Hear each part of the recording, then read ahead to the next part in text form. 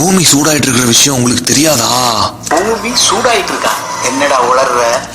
ஆமா சார், எப்ப எங்க குண்டு வெடிக்கும், எப்ப பூமி ரெண்டா பொளக்கும், எப்ப வானத்துல இருந்து என்ன கொட்டும்னு தெரியாம உலகமே பதறிக்கிட்டு தெரியுது சார்.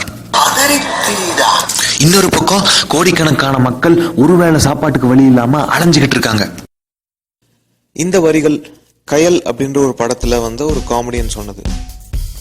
4 பேருக்கு நல்லதுன்னா எதுவுமே தப்பு இல்லை. இது நம்ம உலக நாயகன் கமல் சொன்னது. தன் பெண்டு தன் பிள்ளை சோறு வீடு சம்பாத்தியம் இவையுண்டு தானுண்டு என்போன் சின்னதொரு கடுகு போல் உள்ளங்கொண்டோன். இது அப்போவே நம்ம பாரதி சொன்ன அழகான கவிதைகள்ல ஒரு வரி. இப்போ நீங்க கேட்ட எல்லா வரிகளுமே நாம பேச போற விஷயத்துக்கு கொஞ்சம் சம்பந்தப்பட்டவை. கடல், கடல் அலைகள், கடற்கரை எவ்வளவு அழகானதுல கடல். கடலும் கடல் அலைகளும் ரொம்ப ரொம்ப அழகானது. அப்படி ஒரு கடலோர பகுதிகளில் வாழ்ந்த ஒரு குடும்பத்தை பத்தி தான் இன்னைக்கு நான் சொல்ல போறேன். ஹாப்பி பர்த்டேப்பா, wish you very very happy birthday. சீக்கிரம் எந்திரிங்கப்பா, வாங்க கடல்ல போய் விளாடலாம் அப்படின்னு ஒரு குட்டி பையன் அவங்க அப்பாவை பர்த்டே அன்னைக்கு எழுப்புறான். அவங்க அப்பாவுக்கு அன்னைக்கு பர்த்டே. அந்த அப்பா அந்த அம்மாவுக்கு 3 பிள்ளைங்க, ஒரு சின்ன பையன். அந்த சின்ன பையனுக்கு 2 அக்கா. அந்த 2 பொண்ணுங்களும் அழகா அவங்க கையால ஒரு காஃபி போட்டு அப்பா பர்த்டே அன்னைக்கு எழுப்பணும் அப்படின்னு சொல்லிட்டு அப்பாவை எழுப்புறாங்க. எழுப்பி விஷ் யூ வெரி ஹாப்பி பர்த்டேப்பா அப்படின்னு சொல்லி காஃபி கொடுக்குறாங்க.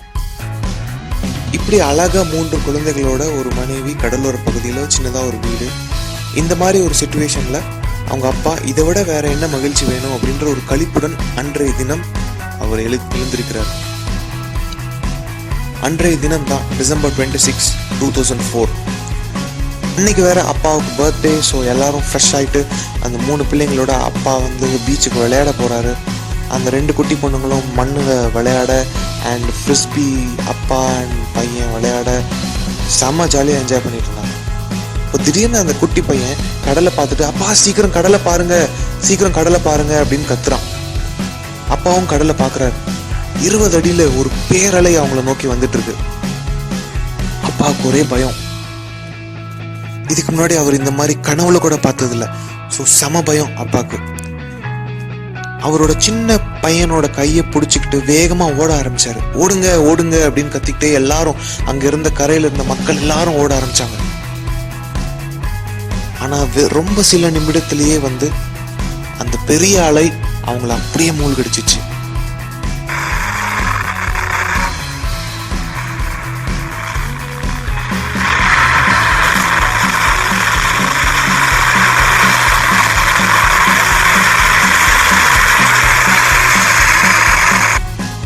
இயற்கையோட அபாரமான சக்திக்கு முன்னாடி நம்மளோட வலிமை, நம்மளோட சக்தி எல்லாம் ஏமாத்திரம் இல்லையா?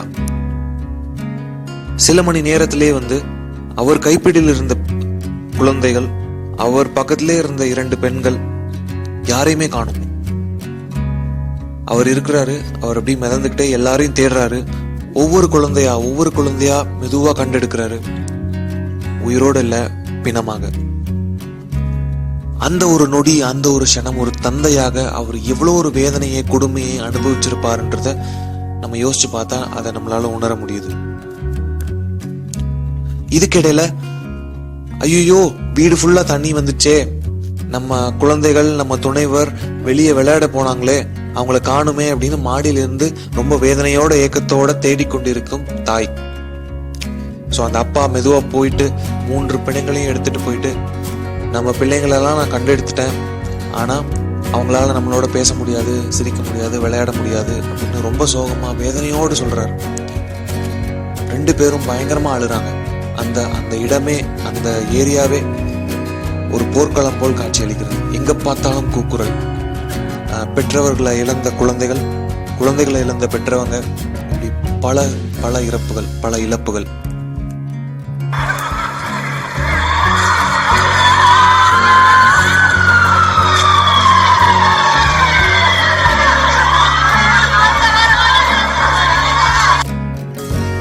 இவ்வளோ இழப்புகளை, இவ்வளோ இறப்புகளை பார்த்துட்டு இனி வாழ்க்கையை வாழ முடியாது, வாழ்க்கையை முடிச்சுக்கலான்ற நிலைமைக்கு போகும்போது அந்த அப்பாவுக்கும் அம்மாவுக்கும் ஒரு உள்ளுணர்வு தோன்றுது. இவ்வளோ 1000 மக்களை பலி கொடுத்த இந்த சுனாமி நம்மளை மட்டும் விட்டு வச்சிருக்கு அப்படின்னா நம்ம வாழ்க்கையில செய்யறதுக்கு ஏதோ ஒன்று இருக்கு, ஏதோ ஒன்று பாக்கி இருக்கு அப்படின்றத அவங்க ஆழமா உணர்ந்தாங்க.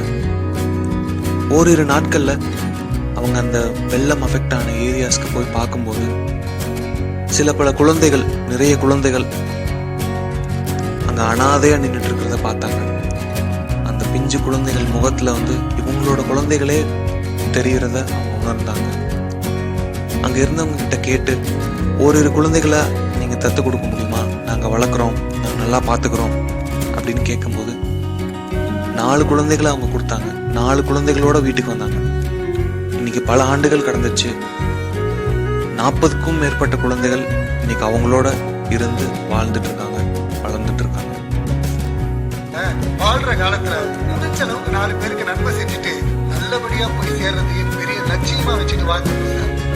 எதையோ நோக்கி ஏன் சார் நம்ம வாழ்க்கை போனோம், அது எப்படி நம்மளை நகர்த்திட்டு போதோ அதுக்கேற்ற மாதிரி சந்தோஷமா நாம நகர்த்து போயிடணும் சார். நேச்சர் ஆஃப் தான் சார்.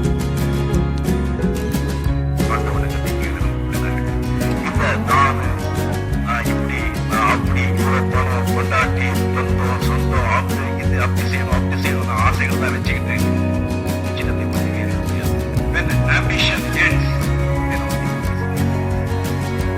ஆசைகள் எப்போ குறையதோ அப்பதான்